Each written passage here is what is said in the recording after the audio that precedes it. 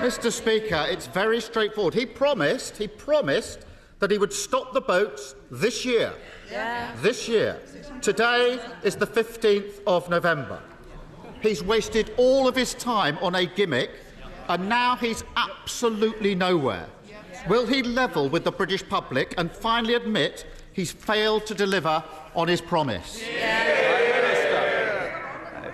Mr. Speaker, this government has done more to tackle illegal migration than any in the past. And again, let's just review, Mr. Speaker. He's been on the wrong side of this issue his entire career.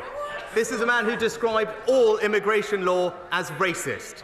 He said it was a mistake to control immigration, and he has never once in this place voted for stricter asylum rules.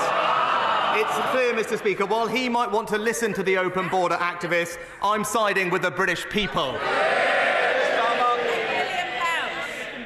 I would have thought if he was confident about his promise, he would have given an answer saying he stands by it and will deliver by the end of the year. Yeah. But the absence of that answer is absolutely amazing in the circumstances. He's had 3 reshuffles, a forgotten conference speech, an empty King speech. Yeah. He even found time to fanboy Elon Musk. But not one of them has made the slightest difference to the lives of working people. If we had £1 for every time we had a reset, the cost of living crisis would be over long ago. Now, he likes to think of himself as the man from Silicon Valley, the tech-savvy Californian, the country's first AI PM. And yet his big idea is to keep turning his government on and off and hope at the wall and hope that we'll see signs of life. Is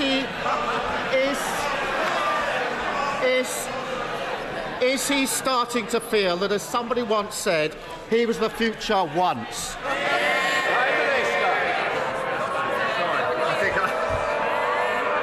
I slightly missed the end of that, but I've got to say, I was glad to hear finally that the honourable gentleman did bring up the cost of living, because on that he is right. That is the #1 challenge facing countries up and down the family. And today, again, he mentioned it, but what he failed to recognise, and he talked about delivering on promises, today was a day that we delivered on the most important pledge I make to halve inflation, Mr. Speaker.